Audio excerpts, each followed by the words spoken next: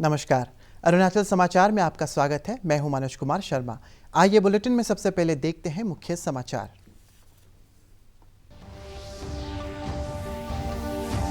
केंद्रीय मंत्रिमंडल ने स्कूली शिक्षा को और बेहतर बनाने के लिए विश्व बैंक समर्थित स्टार प्रोजेक्ट को दी मंजूरी। स्टील प्लांट में विनिवेश, जम्मू कश्मीर और लद्दाख के लिए विशेष पैकेज, पेट्रोलियम भंडार सहित लिए गए कई महत्वपूर्ण निर्णय।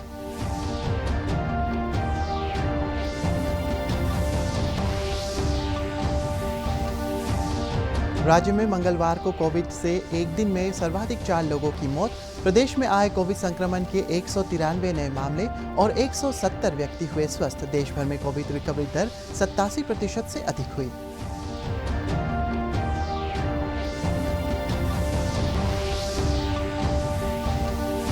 अरुणाचल प्रदेश पुलिस ने कर्मियों के कल्याण के लिए एसबीआई के साथ किया करार।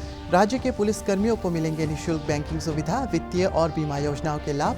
ईस्ट सियांग जिले के मबो में आयोजित हुआ वित्तीय साक्षरता कार्यक्रम।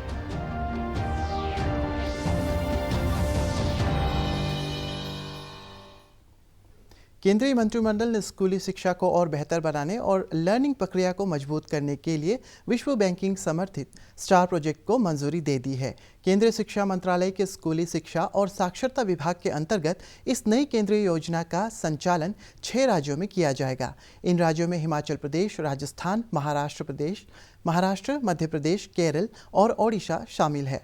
केंद्रीय मंत्रिमंडल की बैठक में लिए गए फैसले की जानकारी लेते हुए केंद्रीय सूचना और प्रसारण मंत्री प्रकाश जावड़ेकर ने कहा है कि इस योजना के तहत लर्निंग आउटकम पर ध्यान देना है।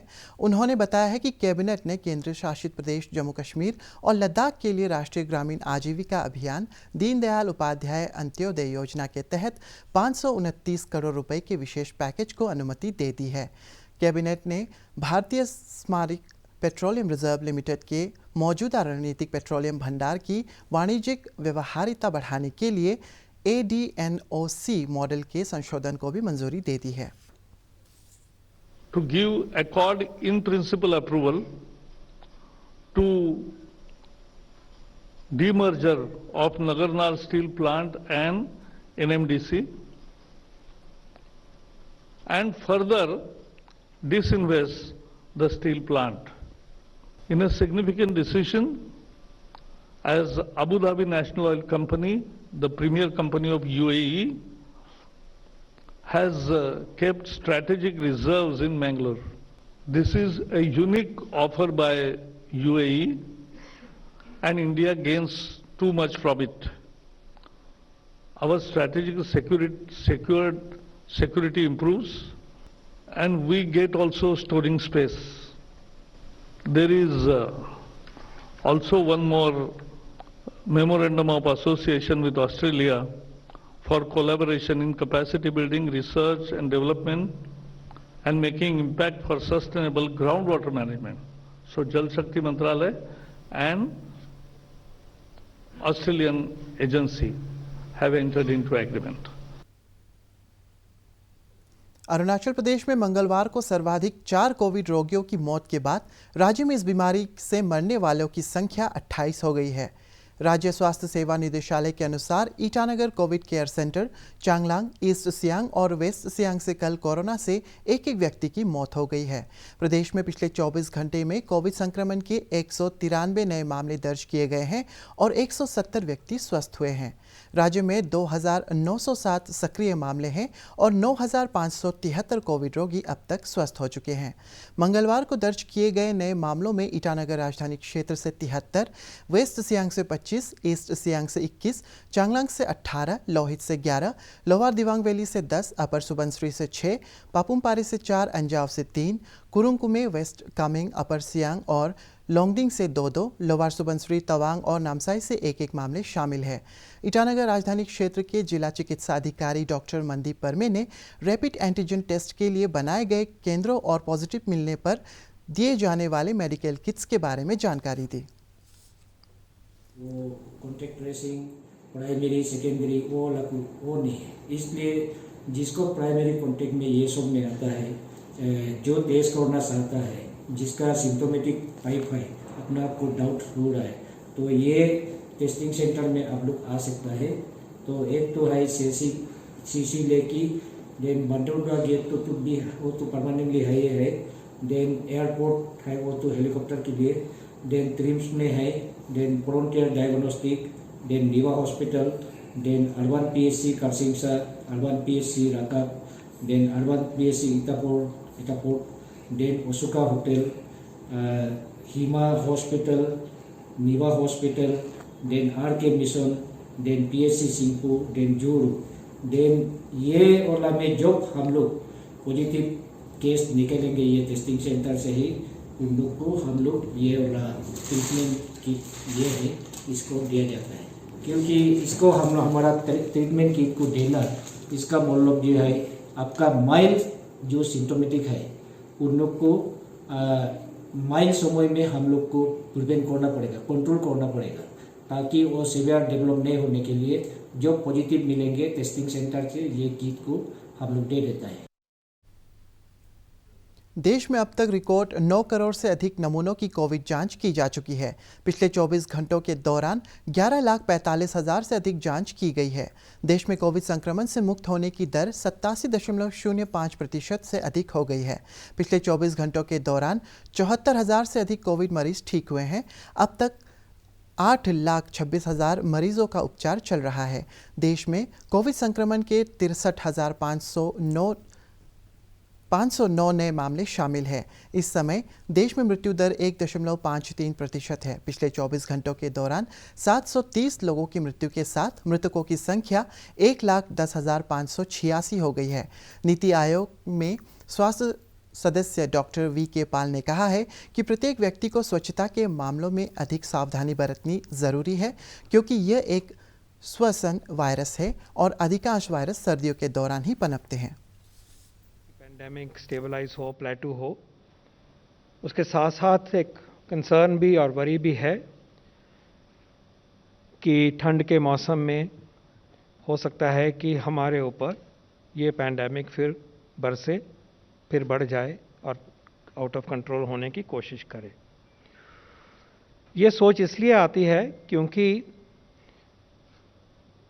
कोविड-19 का जो वायरस है वो एक रेस्पिरेटरी वायरस है। वो हमारे रेस्पिरेटरी पैसेजेस से, श्वास के पैसेजेस से ही अंदर आता है। और जो रेस्पिरेटरी वायरसेस होते हैं उनकी टेंडेंसी होती है कि वो सर्दी के मौसम में उनका प्रकोप कई तरह से बढ़ता है। ये वायरस की टेंडेंसी बढ़ जाती है, इसका थ्राइव ज़्यादा करता है ठंड के मौसम में ये वायरसेस एज अ ग्रुप, और ये भी हम एज्यूम करते हैं कि वैसे ही बिहेव करेगा। नया वायरस है, हर एक चीज़ इसके बारे में नहीं मालूम।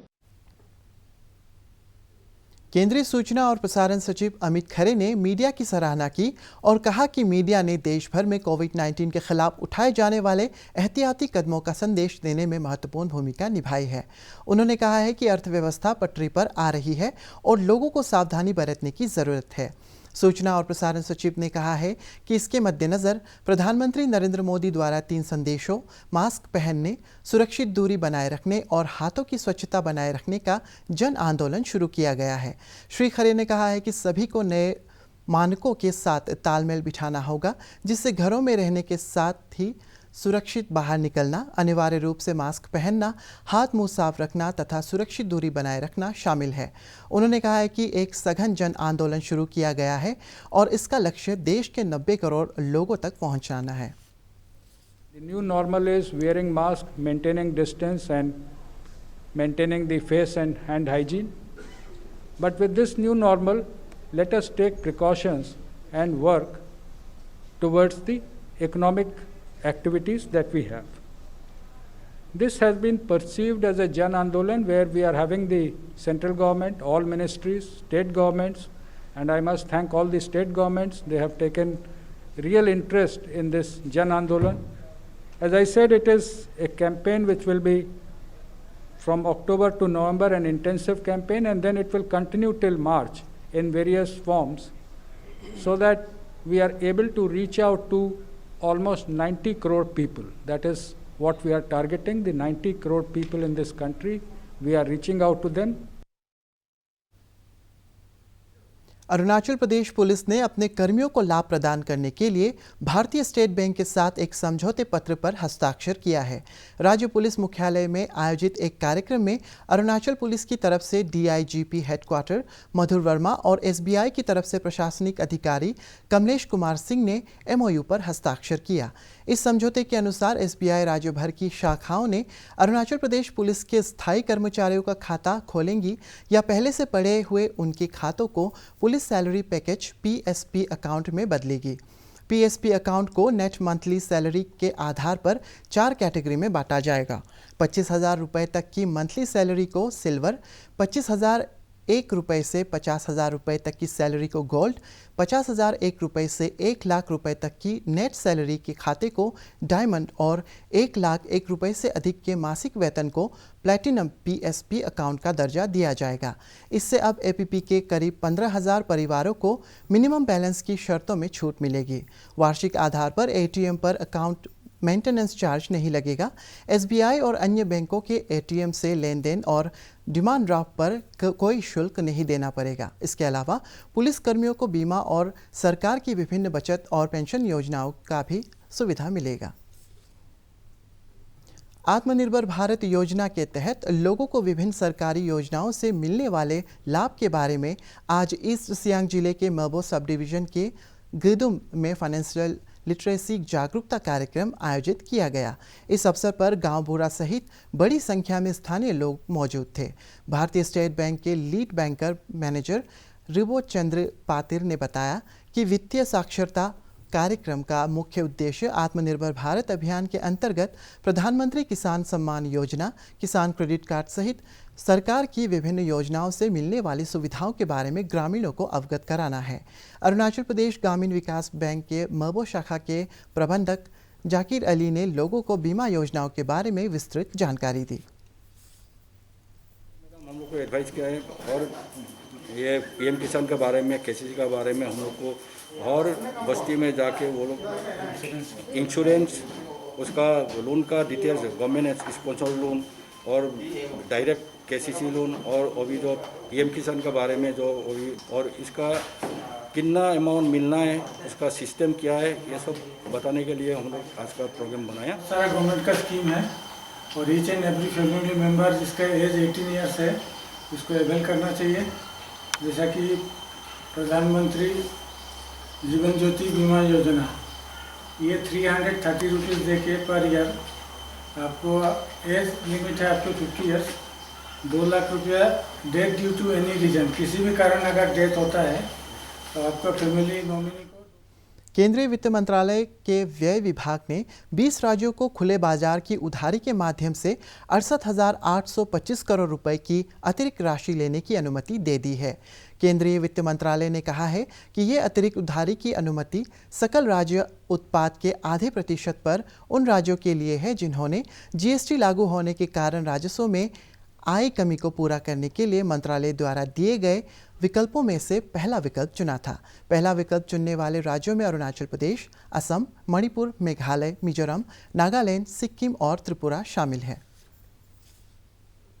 नीति आयोग के अटल इनोवेशन मिशन एम्प ने जीसीआई इंडिया के साथ स्कूलों के नवोन्मेष को बढ़ावा देने के लिए समझौते पर हस्ताक्षर किए। इसके तहत अटल टिकरिंग लैब के स्कूलों में सफल और नवोन्मेषी कार्यबल को तैयार किया जाएगा। समझौते के तहत जीसीआई ने बेंगलुरु, चेन्नई, हैदराबाद और मुंबई में छात्रों को प्रशिक्षित करने के लिए 100 स्कूलों को गोद लिया है।